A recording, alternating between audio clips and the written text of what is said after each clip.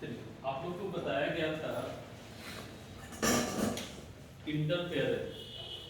Interference में क्या बताए थे हम आपको कि जब भी दो वेव हो और दोनों को हम सुपरपोज करवाते हैं, है ना, यानी एक दूसरे पर अध्यारोपित करते हैं, मिलाते हैं, तो उसके इंटेंसिटी में बदलाव होता है। उसके इंटेंसिटी में क्या होता है? बदलाव होता है। बदलाव का मतलब क्या बताए थे? या तो इंटेंसिटी बढ़ेगा या तो इंटेंसिटी घटेगा, और उसी घटना को हम लोग क्या कहते हैं? इंटरफेरेंस। क्या कहते हैं? इंटरफेरेंस। यानी जब कितने वेव को, दो वेव को हम क्या करवाते हैं?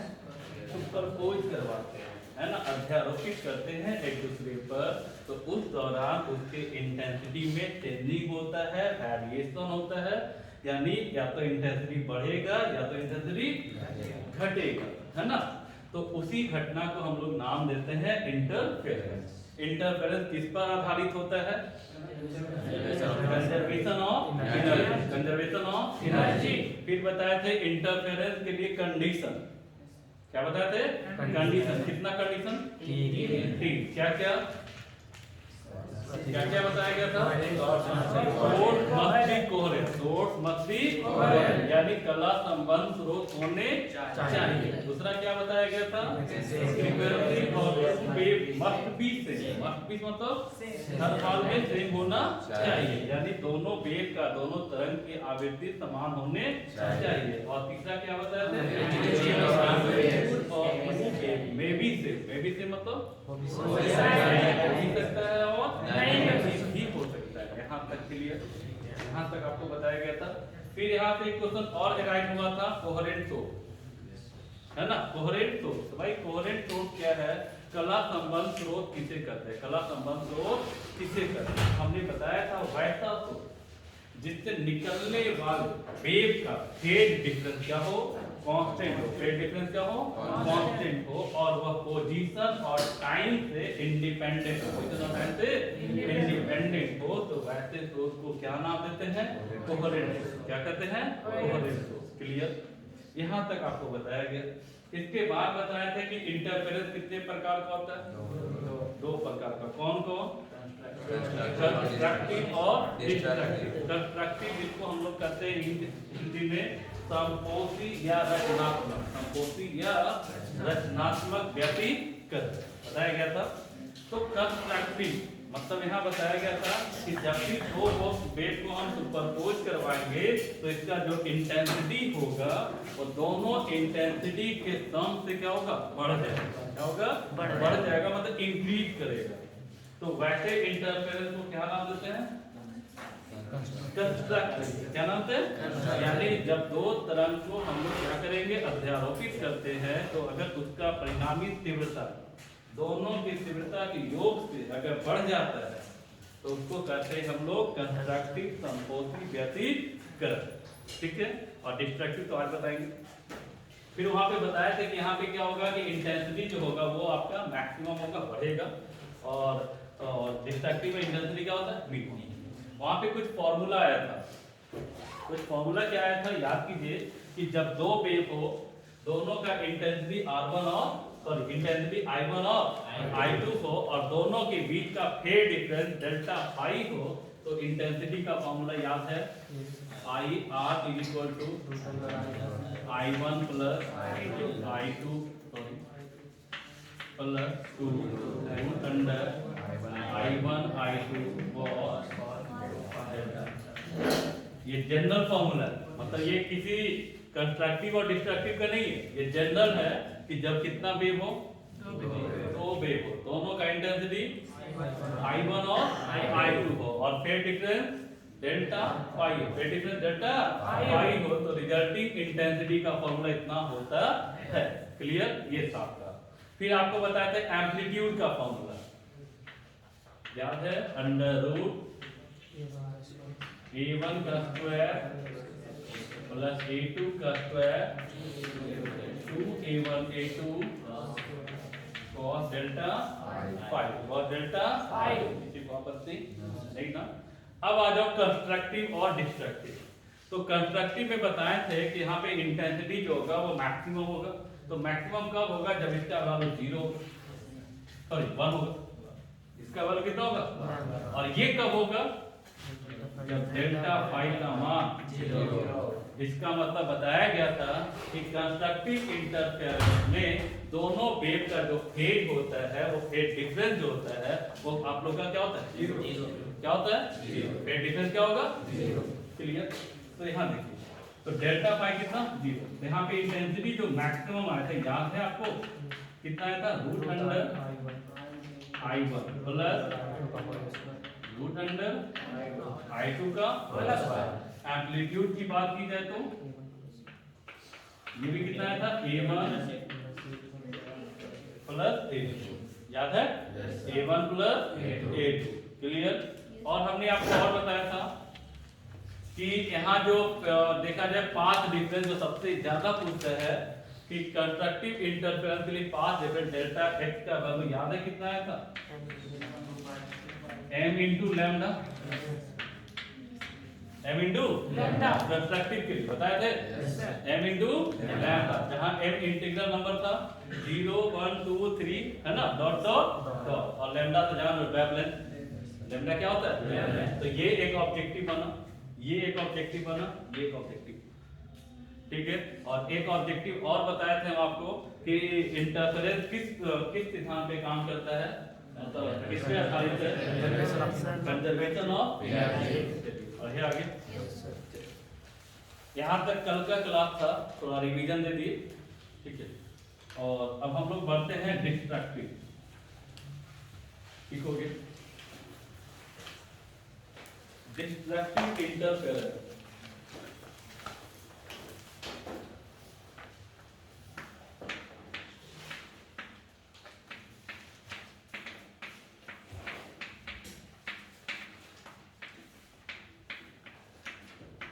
डिस्ट्रक्टिव इंटरफेरेंस इसको कहते हैं विनाशी, इसको क्या कहते हैं, विनाशी व्यतिकरण, विनाशी व्यतिकरण, विनाशी व्यतिकरण। अब नाम ही है कि विनाशी है, इसका मतलब क्या, विनाश करेगा। विनाश का मतलब क्या होगा, बढ़ना या घटना, घटना। यानी यहाँ पे जब दो वेव सुपरपोज करेगा तो इसका इंटेंसिटी बढ़ेगा या घटेगा, घटेगा। तो इसी को हम लोग क्या कहते हैं, डिस्ट्रक्टिव इंटरफेरेंस, है ना। नहीं होता है कि कोई किसी खानदान में अगर कोई बच्चा बदमाशी कर जाता है तो क्या होता है, खानदान को ये विनाश कर देगा।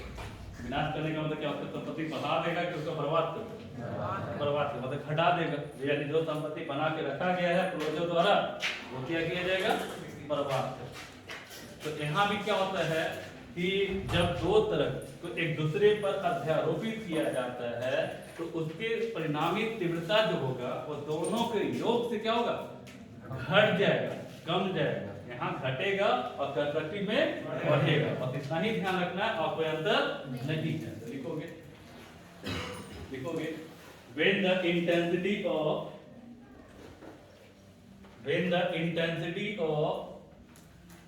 resulting wave, when the intensity of resulting wave becomes minimum,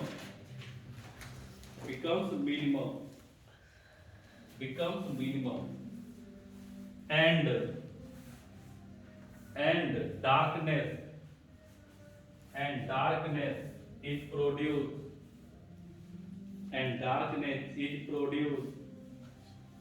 this phenomenon is known as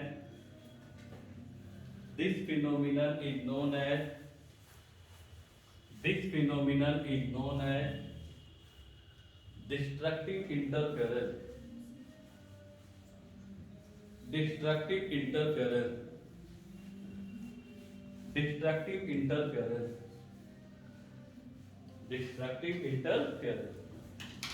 बाबू यहाँ पे आपको बार बार हम रिपीट कर रहे हैं इस बात को। अगर आप थोड़ा समझदार तो इंटरफेरेंस अगर याद है तो कंस्ट्रक्टिव और डिस्ट्रक्टिव में आपको दिक्कत होना नहीं चाहिए। क्यों? क्योंकि इंटरफेरेंस का मतलब क्या बताया था कि जब भी दो वेव सुपरपोज करता है तो या तो इंटेंसिटी बढ़ जाता है या तो तो भाई इसका दो प्रकार होता है, एक में बढ़ेगा और एक में घटेगा। तो जो आपने डिफिनेशन लिखा था कल, आप उसी में चाहोगे तो जहां पे लिखते हो बढ़ गया है, वहां पे क्या लिखोगे? घट गया। अगर आप बिना मेहनत के याद करना चाहते हो, किसी अलग तरीके से नहीं, तो बस हिंदी में क्या करना, जहां पे कल हम लोग लिखे थे बढ़ जाएगा, वहां पे क्या लिखेंगे? घट जाएगा। यानी कहने का मतलब जब दो तरंग को एक दूसरे पर अध्यारोपित किया जाता है तो परिणामी तरंग का तीव्रता, परिणामी तरंग का तीव्रता दोनों तरंगों की तीव्रताओं के योग के, दोनों तीव्रताओं के योग से अगर घट जाता है तो उस घटना को हम लोग क्या करते हैं? डिस्ट्रक्टिव इंटरफेरेंस करते हैं। क्या कर लोगे या हमें लिखाना पड़ेगा? जहां पे बढ़ जाता है वहां पे सिर्फ क्या लिखना है? घट जाता है। क्या कर लोगे? बाकी सब कुछ सेम है, बाकी सब कुछ सेम है। बोला जाए हो जाएगा? हिंदी वाले बच्चे कल लिखा है ना, एक छोटा सा वर्ड जहां पे लिखा हुआ है बढ़ जाता है, वहां पे क्या होगा? घट जाता है। और जहां पे कंस्ट्रक्टिव आपका संपोषी था, वहां पे क्या होगा? विनाशी। क्या कर लोगे? खुद से लिखोगे, ज्यादा याद होगा। ये तरीका होता है पढ़ने का। बोलोगे तो हम लिखा देंगे, हमें कोई दिक्कत नहीं है। लेकिन आपको हम बताए थे, क्योंकि आप जानते हैं ना, अपने तो अपने होते, यानी खुद का लैंग्वेज आप बनाते हो तो उससे ज्यादा कोई बढ़िया चीज होता है? आप किसी को चीज को सोच के आप खुद से लिखोगे, उससे बढ़िया चीज कुछ होता नहीं है। लाख हम आपको बढ़िया लिखाते, उससे कोई फर्क नहीं पड़ता। आप जो लैंग्वेज खुद से बनाते हो, उससे बड़ा लैंग्वेज कोई होता नहीं है, और हमेशा साथ वही देते हैं। और यही कारण हम उसी के पीछे भागते हैं, है ना। ये आपका जो हिंदी इंग्लिश का जो प्रॉब्लम आता है, अगर हम जिस दिन चाह लेते हैं तो बुक से हमको कॉपी पेस्ट करना होता है, तो आपको लगता है कितना समय लगता है? आपको इतना सारा गेस्ट पेपर है, मेरे पास कम से कम हिंदी मीडियम का 10 से 15 प्रकाशन का बुक है, इतना, और हमको अगर सिर्फ कॉपी पेस्ट करना होता तो हमें इतना समय लगता नहीं, क्योंकि हमको किताब का लैंग्वेज ही पसंद नहीं पड़ता। वो बहुत कॉम्प्लिकेटेड वर्ड को यूज करता है, समझा? और कॉम्प्लिकेटेड वर्ड को यूज करता है तो बच्चा को याद करने में क्या होता है? परेशानी होता है। और हम नहीं चाहते कि आपके साथ किसी तरह का प्रॉब्लम हो। अगर कॉपी पेस्ट करने की बारी आती तो हमें एक दिन का बहुत समय था, एक दिन अंडरलाइन करते और दूसरे दिन दूसरे को देते, टाइपिंग होती। ठीक है, तो क्या कर लोगे? हो जाएगा? तो बस यहाँ पे क्या ध्यान रखना है कि जब दो वेव को हम सुपरपोज करवाते हैं तो उसका जो इंटेंसिटी होगा वो बताओ बढ़ेगा या घटेगा? तो वैसे इंटरफेरेंस को क्या करते हैं? क्या करते हैं? यहाँ जो वेव होता है ना बाबू, दोनों अपोजिट फेज में होता है, दोनों अपोजिट फेज में होता है, अपोजिट उल्टा।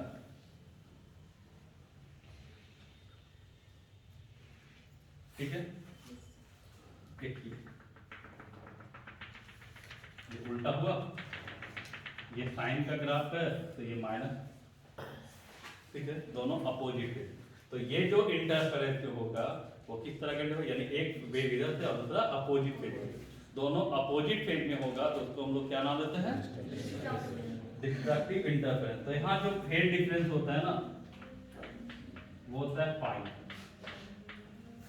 कितना होता है? पाई। अब बताओ यहाँ पे पाई होगा तो इंटेंसिटी का फॉर्मूला, तो सिंस भी नोट है। देखो कल और आज में थोड़ा अंतर क्या है कि कल हम लोग फॉर्मूला नहीं जान रहे थे, इंटेंसिटी का फॉर्मूला नहीं पता था, हमको प्रूव करना पड़ा। ठीक है, आज हम लोग जान रहे हैं कि रिजल्टिंग इंटेंसिटी का फॉर्मूला कितना होता है? I1 plus I2 2 under I1 I2 और डेल्टा। क्लियर? तो यहाँ देखो, यहाँ पे इंटेंसिटी, तो I1 I2 2 root under I1 I2। यहाँ देखो तो अगर ये डेल्टा फाई है तो यहाँ पे ये cos डेल्टा फाई का मान कितना हो जाएगा? -1। क्या होगा? cos 180 -1। तो यहाँ पुट करो कितना? कोई दिक्कत? तो अब यहाँ बताइए कि इंटेंसिटी जो होगा वो मैक्सिमम होगा या मिनिमम? मिनिमम। कितना? I1 plus -2 root under I1 और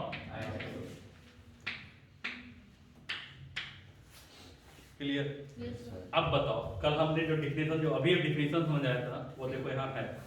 हम क्या बोले थे कि जब दो वेव को सुपरपोज करवाते हैं और उसका जो रिजल्टिंग वेव का जो इंटेंसिटी होगा, दोनों के इंटेंसिटी के सम से कम हो जाए, घट जाए। यहाँ देखो ये I1 प्लस और उसमें माइनस है, तो बताओ ये बढ़ा या घटा। यहाँ जो रिजल्टिंग वैल्यू जो आया वो बताओ less than I1 plus I2 है, नहीं है? Yes sir. यहाँ जो रिजल्टिंग वैल्यू जो आया है वो I1 प्लस I2 से ज्यादा है या कम है? कम है। तो यही तो डिफिनेशन था कि जब दो वेव को हम सुपरपोज करवाते हैं और अगर उसका जो इंटेंसिटी होता है रिजल्टिंग वेव का, वो दोनों के इंडिविजुअल वैल्यू के सम से अगर कम जाए, घट जाए, तो उसी को क्या कहते हैं? Destructive interference. क्लियर। अब देखो, क्या हम इसको ऐसा लिख सकते हैं कल की तरह? कल की तरह क्या लिखोगे बताओ? रूट अंडर I1 का स्क्वायर, रूट अंडर I2 का स्क्वायर, यस या no? Minus 2 root under I1 root under, yes या no? a square plus b square minus 2ab, कितना हो जाएगा? कितना होगा? I कितना? Root under I1 minus root under I2 का किसी को आपत्ति? क्लियर है। इसी ढंग से एम्पलीट्यूड निकालना है, तो एम्पलीट्यूड में भी वही काम करोगे कि आपका फॉर्मूला कितना था?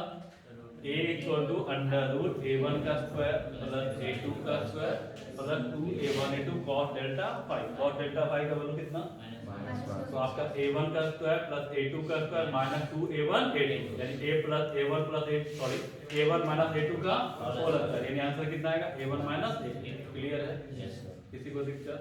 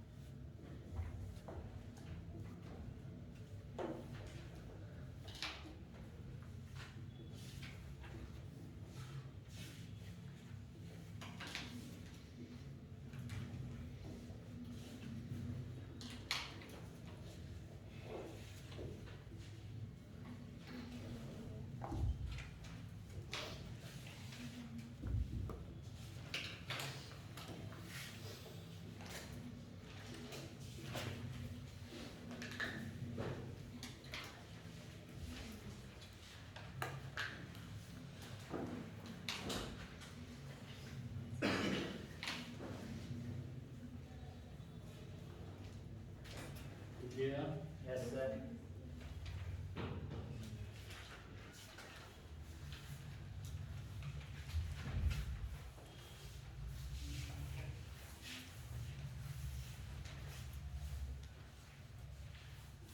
बढ़े आगे। Yes, sir. तो यहाँ से बस क्या क्लियर हुआ कि डिस्ट्रक्टिव में इंटरफेरेंस बढ़ेगा या घटेगा। तो नाम के अनुसार कभी भी लगता है कि बढ़ेगा। हाँ, अगर कोई आदमी बढ़िया रहेगा तो उसको नालायक बोलेगा। नालायक का मतलब क्या है ना, कि वो कभी भी मतलब इंक्रीमेंट के लिए नहीं सोचेगा। वो क्या करता है, वो पैसा से क्या करता है, बर्बाद करेगा।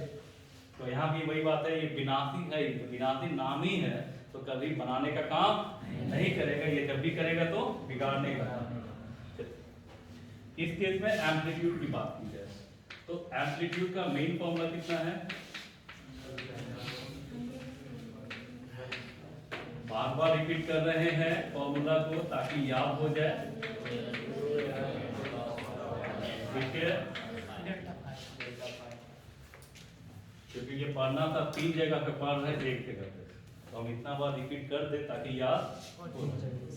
तो बाबू यहाँ पे तो cos पाई यहाँ पे कितना होगा, माइनस a1 का स्क्वायर a2 का स्क्वायर माइनस डायरेक्ट लिख दें 2a1।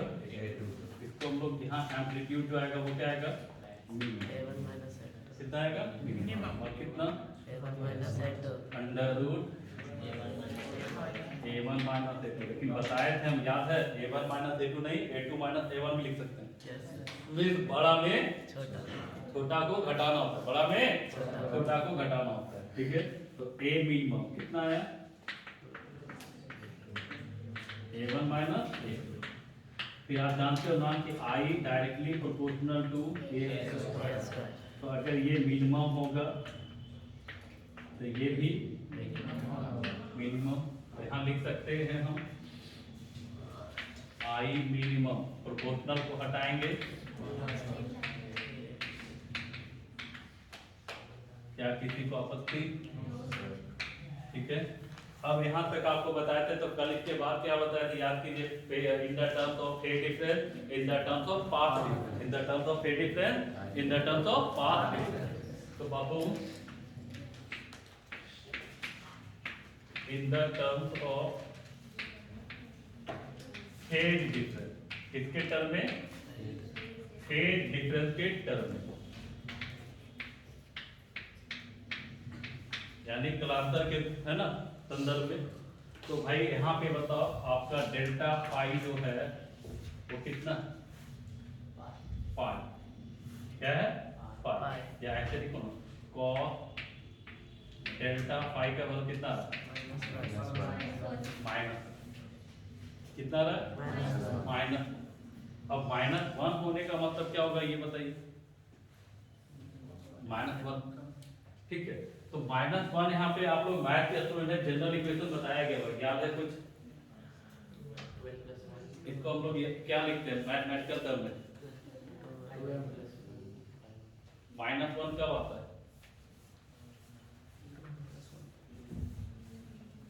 मैथ में पढ़ना था भाई। आप लोग तो बोलते हैं मैथ ही हमारा सबसे बढ़िया है, सबसे मैथ का कुछ तो बताओगे। ठीक है, अब अपने आप को तो हमेशा बोलते कि हम पीछे रहते हैं, भाई फिजिक्स तो पीछे रहता है।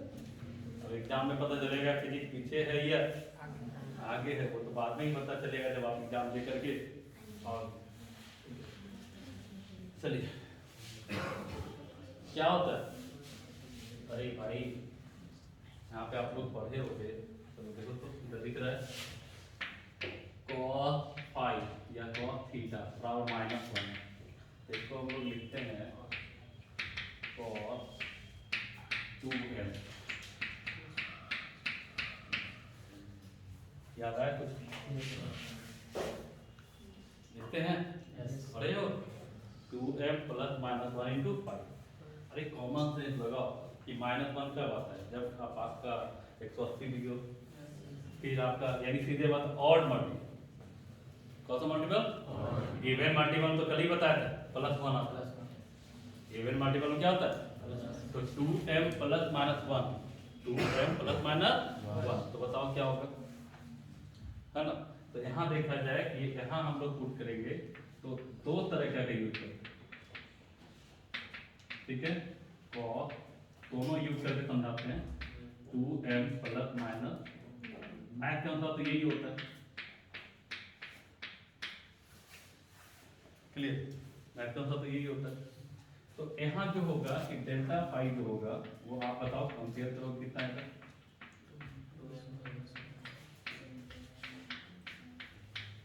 आया ना? यानी यहाँ दो केस हुआ, यानी 2m plus 1 into pi, 2m minus 1 into. अब यहाँ अंतर क्या है दोनों में, कहीं कहीं क्वेश्चन देखोगे कुछ अंतर होता नहीं है। अंतर यहाँ पे होता है बाबू, अगर प्लस में लेते हैं तो m का वैल्यू 0 से दिया जाएगा, ठीक है, और माइनस लेंगे तो 2m माइनस, ये भी वैलिड है, ठीक है, लेकिन यहाँ पे m का वैल्यू कहाँ पे 1 2 3 4 और तो हम लोग का जो यूज होता है ना यहाँ से स्टार्ट, तो कोई दिक्कत।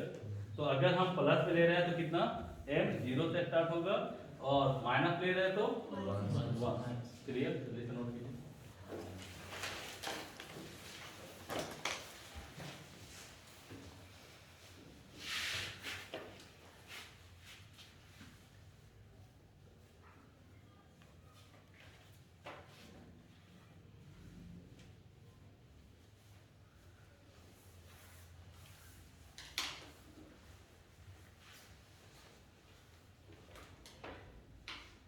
हम लोग के लिए ज़्यादा इम्पोर्टेंट ये होता है, उसको भी लिख लो, लेकिन हम लोग के लिए सबसे ज़्यादा इम्पोर्टेंट ये होता है, क्योंकि सेंट्रल पे जो होता है वो ब्राइट बनता है, उसके बाद आपका डार्क मैन होता है।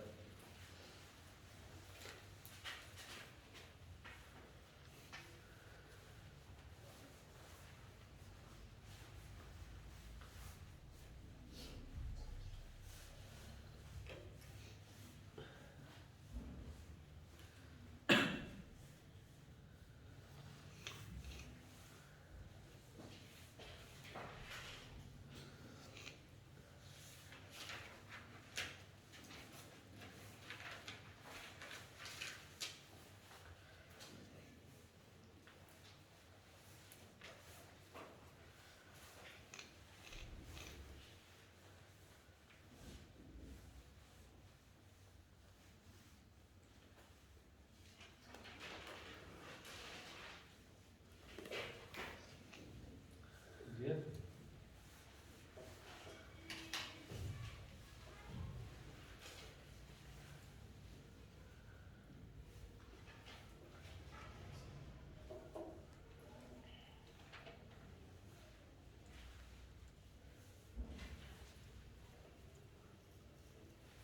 बढ़े आगे।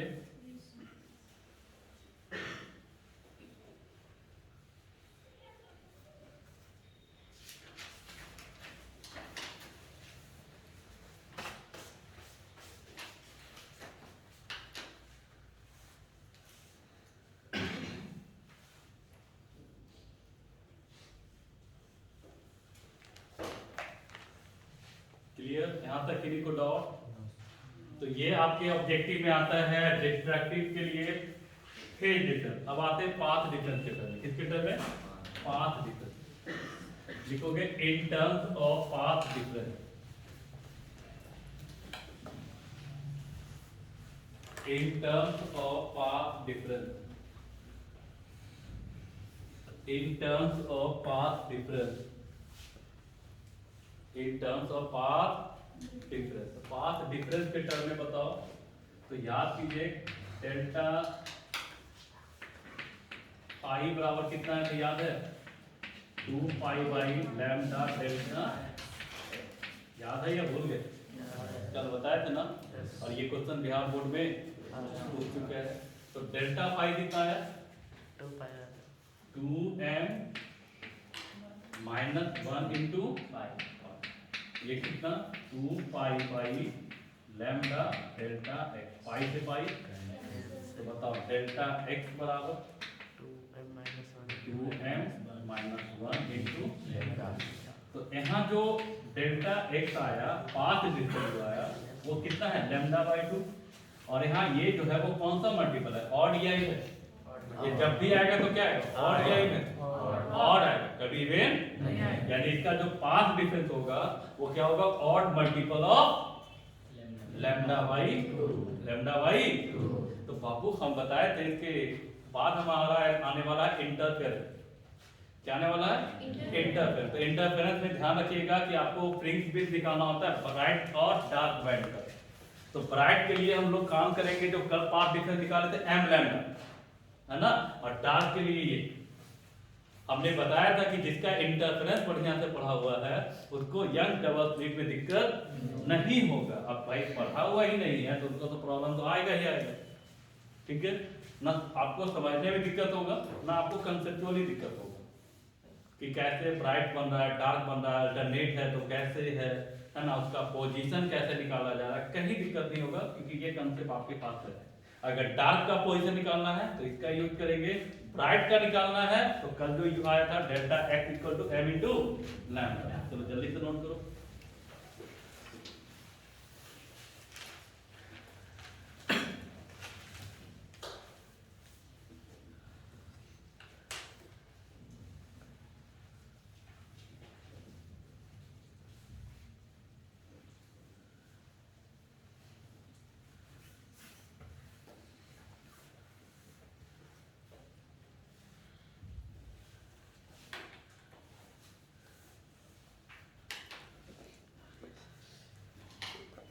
बढ़े आगे, नेक्स्ट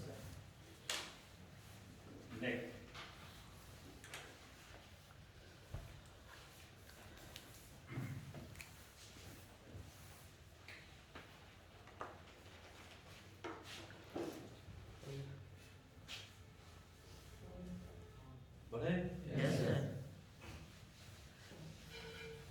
अब आ जाओ पूरा कंसेप्ट, जैसे इतना हम लोग पढ़े तो यहाँ से क्या क्या फॉर्मूला निकला। यहाँ तो बहुत कहते हैं ना गोंज पॉइंट हो गया, मतलब इधर फॉर्मूला हो गया बहुत। अब हम इसको सिलेक्टेड चीज को हम लोग क्या करते हैं, साइड कर लेते हैं ताकि ऑब्जेक्टिव और न्यूमेरिकल बनाने में दिक्कत ना हो। तो कंसेप्ट, तो पहला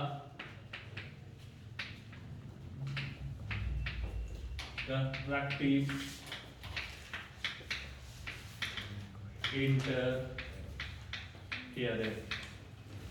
इतना तो आप समझ जाओ कंस्ट्रक्टिव का मतलब क्या होता है। माइंड में भी कुछ आ गया होगा कि इंटेंसिटी बढ़ेगा या घटेगा, ठीक है। तो यहाँ आपका रिजल्टिंग इंटेंसिटी क्या होता है, मैक्सिमम। कितना मैक्सिमम कितना है तो याद है, अंडर I1 अंडर I2 आया था ना। फिर एम्पलीट्यूड की बात की जाए तो एम्पलीट्यूड में मैक्सिमम A1 प्लस ये भी आया था। आई मैक्स जो आया था एम्पलीट्यूड के टर्म में तो K A1 प्लस A2 का क्लियर। फिर आपका जो मेन था path difference, main path difference कितना, m इंटू क्लियर है। और अगर डिस्ट्रक्टिव की बात की जाए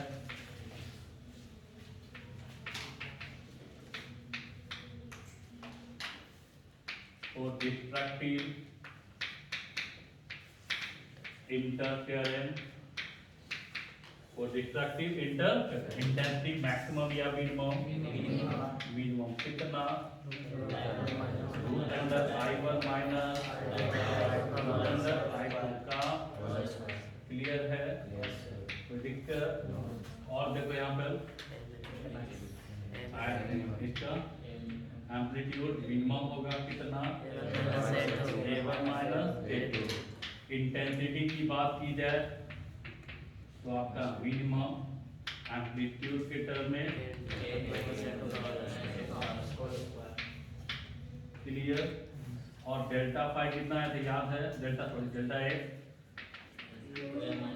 माइनस 1 इंटू लैम्डा बाई किसी को आपत्ति नहीं ना। तो ये हो गया न्यूमेरिकल के लिए, ठीक है। चलो जल्दी से नोट करो।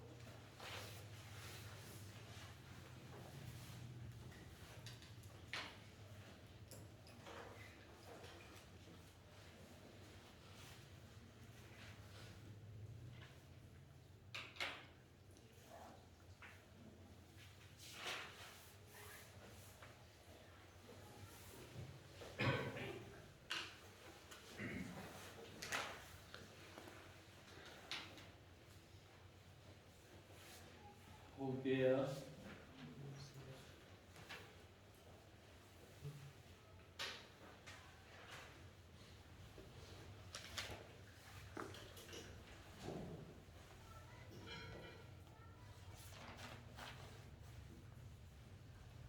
नेक्स्ट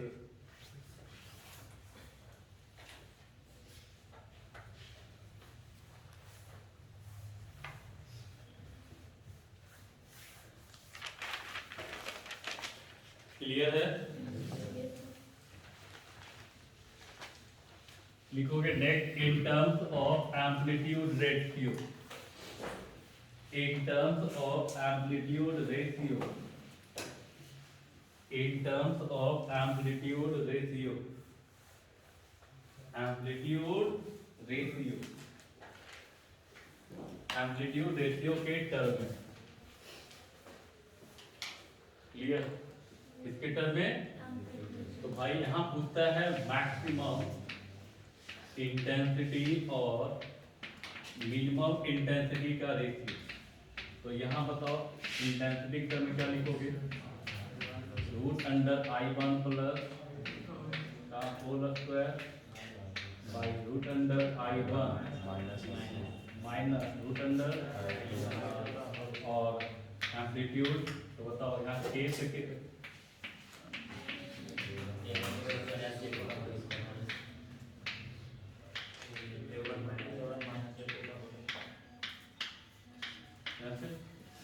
यानी आपका क्या हो गया फॉर्मूला? आई मैक आई कितना root under I1 plus root under I2 का by root under I1 minus root under I2 का कितना A1 प्लस A2 का भाई। लेकिन हम लोग का हेडिंग क्या है? इन टर्म्स ऑफ एम्पलीट्यूड रेशियो। तो बाबू एक काम करो ना, तो यहाँ देखो, अब यहाँ लिख सकते हैं आई मैक बाई आई मीन बराबर देखो A1। तो यहाँ से अगर हम A2 कॉमन लेते तो कितना आ जाएगा? A2 का स्क्वायर कॉमन, क्योंकि स्क्वायर है ना। A2 कॉमन लिए तो A2 स्क्वायर बचे कितना? A1 बाई प्लस नहीं समझे? समझे? नीचे बताओ A2 कॉमन लेंगे क्या होगा? A1 by clear? A2 square और इतना बराबर हम मान लिए मान लिए सिंस A1 बाई A2 बराबर कितना? इसको कहते हैं एम्पलीट्यूड रेशियो। क्वेश्चन में दिया रहता है एम्पलीट्यूड रेशियो। तो A1 बाई A2 कितना मान लिए? तो अब बताओ फॉर्मूला कितना हो जाएगा? आई मैक्स बटा I minimum is equal to कितना?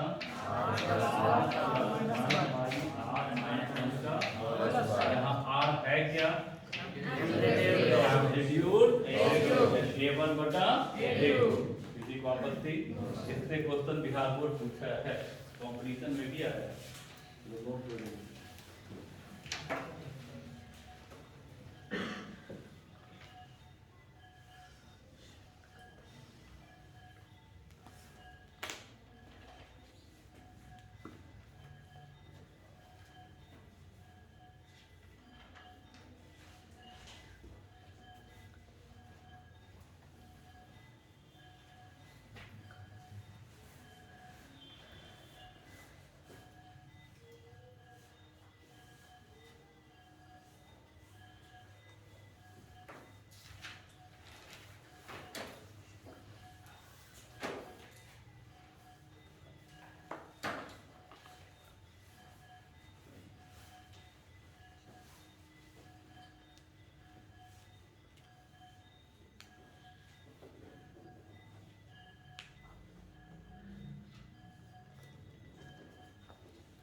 हो गया।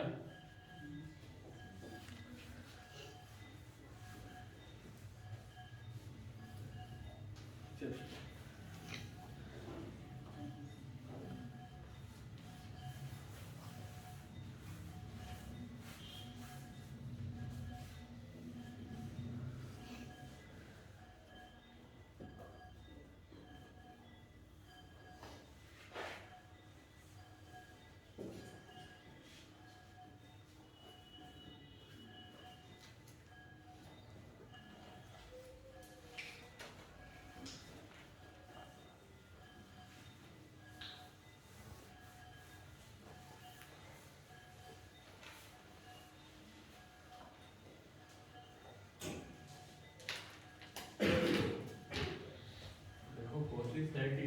संडे तक आपका ये चैप्टर क्या हो जाए मार्केट है। इसके बाद हम लोग का क्या बचे रहेगा कम्युनिकेशन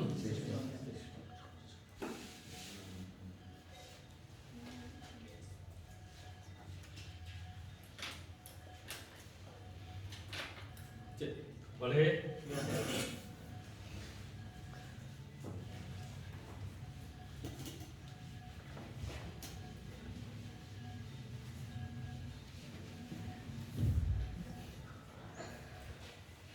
देखो हमने एक रिलेशन बताया था पिछले क्लास में, relation between phase difference and path difference, है ना। तो वो तो बता दिए थे। एक और रिलेशन होता है, हमने वहां पे नहीं बताया क्योंकि उसकी जरूरत वहां नहीं थी, ठीक है। ये अलग कंसेप्ट है। तो अब आज हम अभी आपको बता रहे हैं क्योंकि इसके बाद आपका न्यूमेरिकल स्टार्ट होगा, ठीक है। तो लिखो heading relation between phase difference and time difference. Relation between phase difference and time difference. Relation between phase difference and time difference. Phase difference and time difference.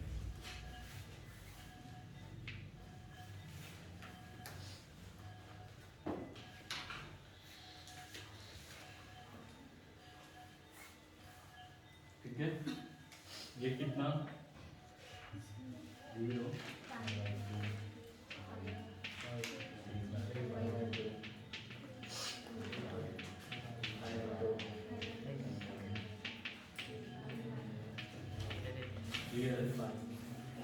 और टाइम पीरियड किसे कहते याद है? वन कंप्लीट ऑसिलेशन में जो time लगता है उसी को क्या कहते हैं? एक पूरा चक्कर में लगे समय को क्या कहते हैं? तो बाबू अगर यहाँ से बात की जाए तो यहाँ से मान लो स्टार्ट हुआ मौसम और यहाँ से बाद इसका रिपीट ही कहाँ से आ रहा है? फिर यहाँ के बाद रिपीट हो रहा है। तो कहता है जितने समय बाद पार्टिकल अपने पाथ को क्या करता है? रिपीट करता है, दोहराता है, तो उसी को हम लोग क्या करते हैं? Time period. और यहाँ से यहाँ तक जो समय लगा उसको हम लोग कहते हैं टाइम पीरियड। क्या कहते हैं? ये आप लोग यहाँ से इसको 0, ये t/2 और ये t, ये क्या कहलाएगा? Time period. तो यहाँ से यहाँ तक जो टाइम लगा उसको हम लोग क्या नाम देते हैं? Time period. टाइम पीरियड क्या बताए थे? जिस मिनिमम टाइम के बाद पार्टिकल अपने पाथ को रिपीट करता है, दोहराता है, उसी को क्या कहते हैं? Time period. तो एक चीज बताओ, 2 पाई फेज डिफरेंस जो है वो t के बराबर है ना। तो इसको हम लिख सकते हैं t, है ना, time period it is equal to आपका 2 पाई फेज डिफरेंस। यस या नो? दोनों का वैल्यू क्या है? सेम है। तो बताओ यूनिट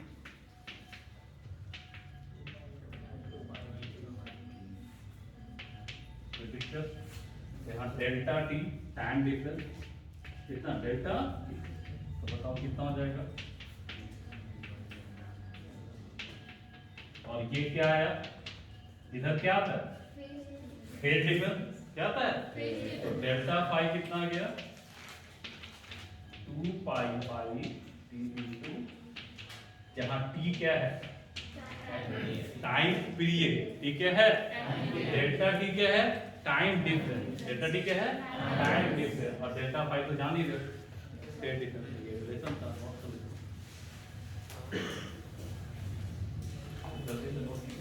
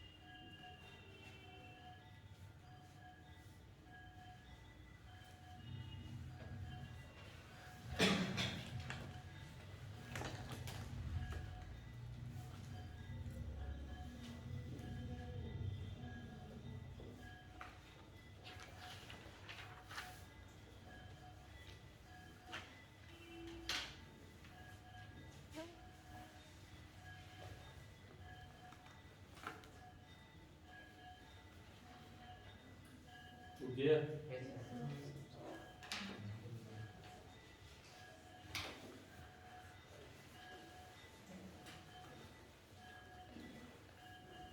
बढ़िए आगे।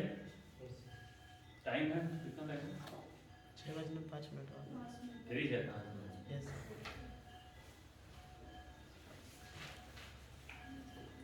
चलो क्योंकि अभी 2-3 न्यूमेरिकल देख लेते हैं और कल हम लोग का स्टार्ट होगा पीबीआई आप लोग का 5 मार्क्स नेक्स्ट लेवल 3 टाइम।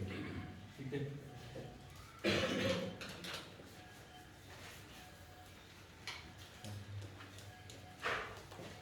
चलिए नेक्स्ट देखिए क्वेश्चन लिखिए। Two coherent light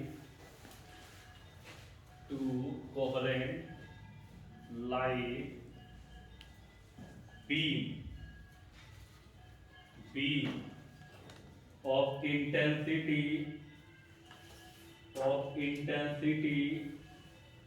I and 4I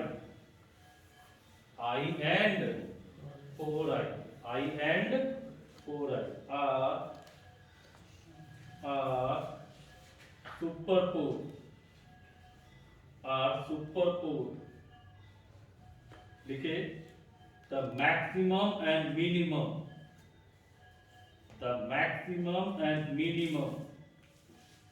possible intensity in the resultant beam are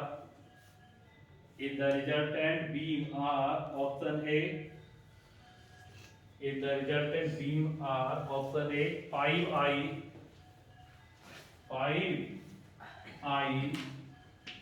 and 3I, option B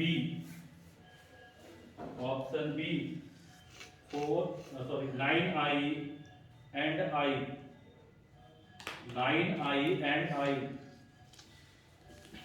option C 9I and 3I,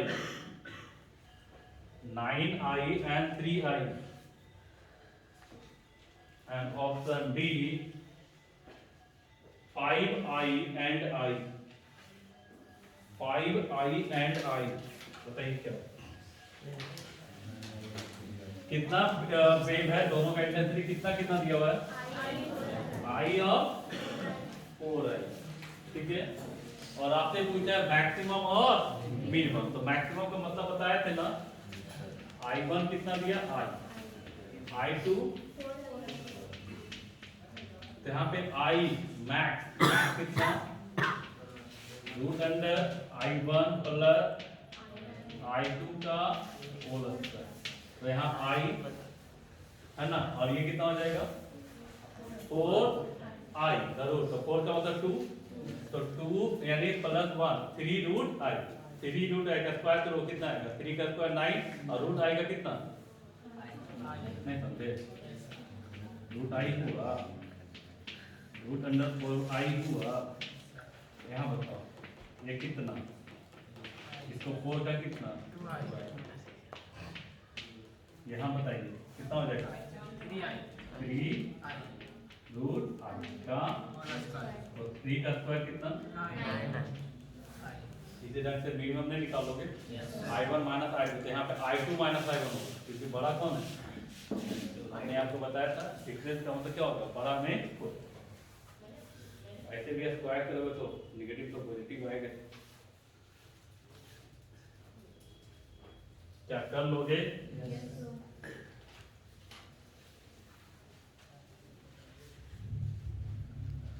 minimum कितना आएगा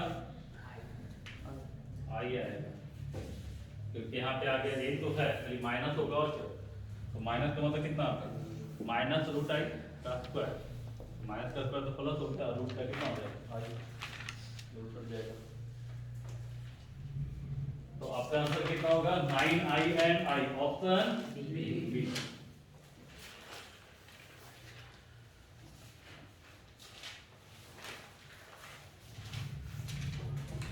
हो गया चलिए नेक्स्ट क्वेश्चन पढ़े ना? Yes, sir. देखो the ratio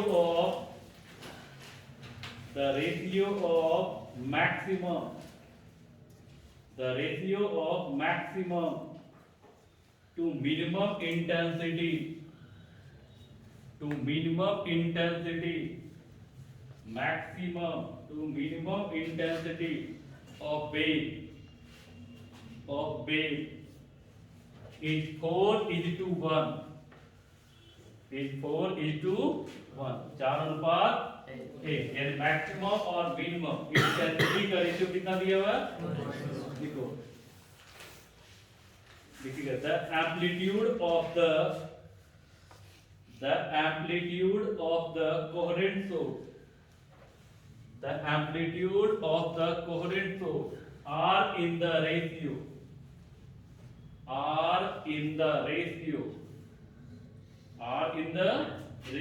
option A 4:1 option B 3:1 option C 2:1 and option D 1:1 चलिए बनेगा मैक्सिमम और मिनिमम का रेशियो यह है, एम्पलीट्यूड रेशियो पूछा है, हमने फॉर्मूला बताया थे।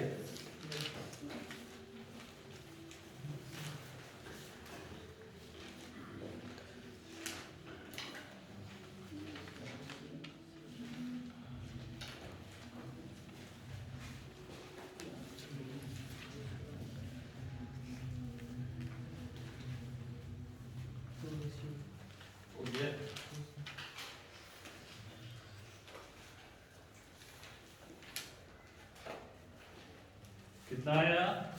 कितना आएगा?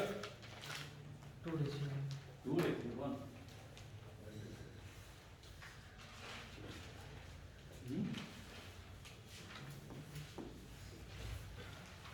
देखो तो I max by I minimum कितना दिया? 4:2 तो I max upon I minimum is equal to, याद है अभी बताए थे, R plus 1 by R minus बताए थे, और ये कितना 4:1 स्क्वायर करो, हाँ स्क्वायर हटाओगे तो रूट चलेगा, कितना R प्लस 1 बाई ये वैल्यू कितना R plus 1 by R minus 1 cross multiplication कितना हो जाएगा 2R माइनस 2 ना, 2R माइनस 2 और ये कितना R प्लस 1 ये इधर ले आओ तो 2R माइनस R और ये माइनस 2 इधर जाके क्या होगा तो कितना R इक्वल टू कितना, इसके नीचे कुछ नहीं तो कितना होता है, ये आंसर क्या होगा 3:1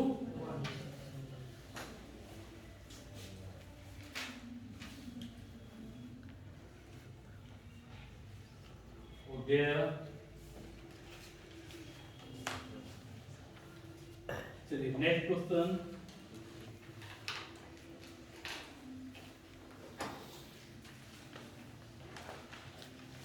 देखो तो पढ़े ना? नेक्स्ट देखिएगा एम्पलीट्यूड ऑफ इंटेंसिटी, तो एक मिनट क्वेश्चन को देखिएगा, चेंज कीजिए। amplitude of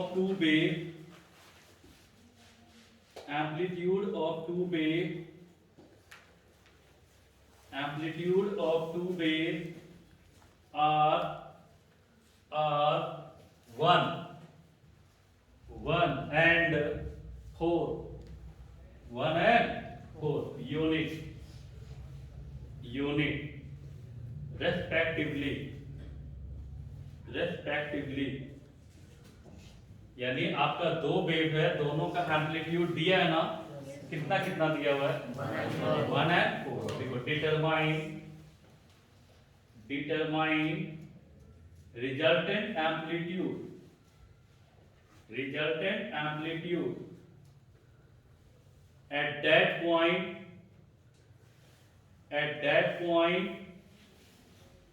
at that point where the time difference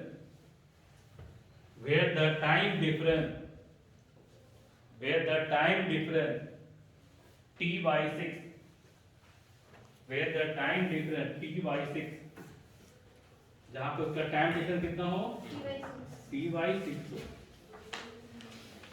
ठीक है। चलिए चलो यहाँ पे देखो कैसे क्वेश्चन बनाओगे। तो दो वेव दिया है, दोनों का एम्पलीट्यूड दिया हुआ है और टाइम डिफरेंस क्या दिया है, टाइम डिफरेंस।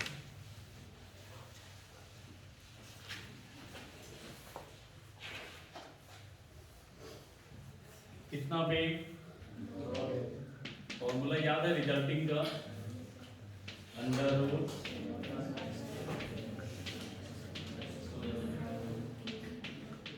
कॉस डेल्टा पाई, पढ़े थे ना। Yes, sir. लेकिन क्वेश्चन किस में है, टाइम डिफरेंस में ना, Yes, sir. तो डरने की जरूरत नहीं है, आप बता दो इसको। तो याद है कितना आया था, 2 पाई बाय 2 इंटू, देखा ना। अब बताओ A1 कितना दिख रहा है, A2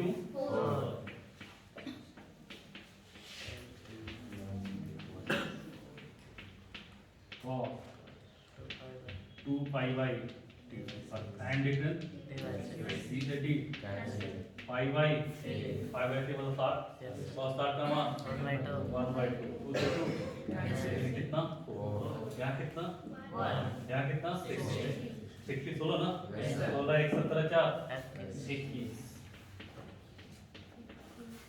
हो गया। कोई दिक्कत,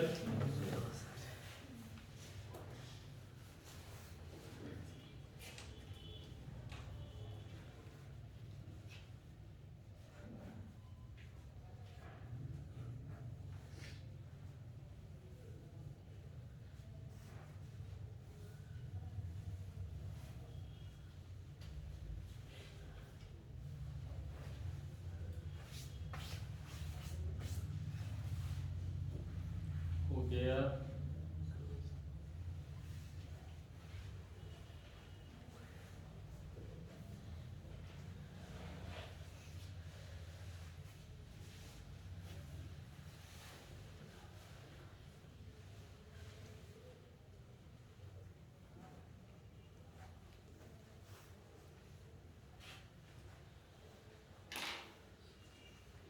चलिए आगे बढ़े। नेक्स्ट क्वेश्चन, 1 लाख के बाद सेवा समान, the ratio of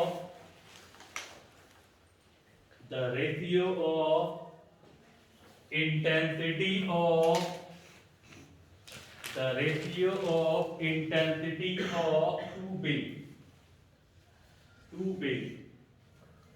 two bay is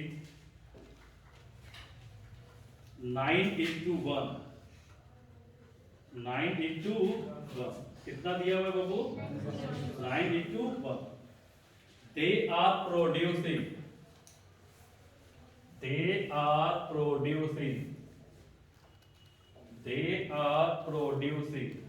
और वो क्या कर रहा है, प्रोड्यूस कर, they are producing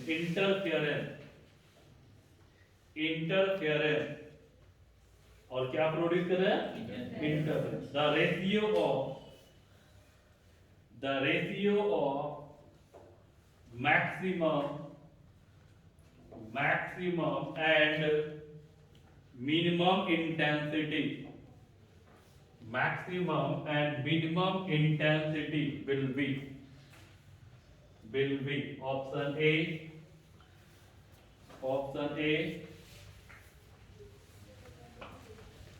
10:8, 10 अनुपात 8, ऑप्शन बी 9:1, ऑप्शन सी 4:1, 4 अनुपात 8, एंड ऑप्शन डी 2:1, 2 अनुपात 1। चलिए बनाइए।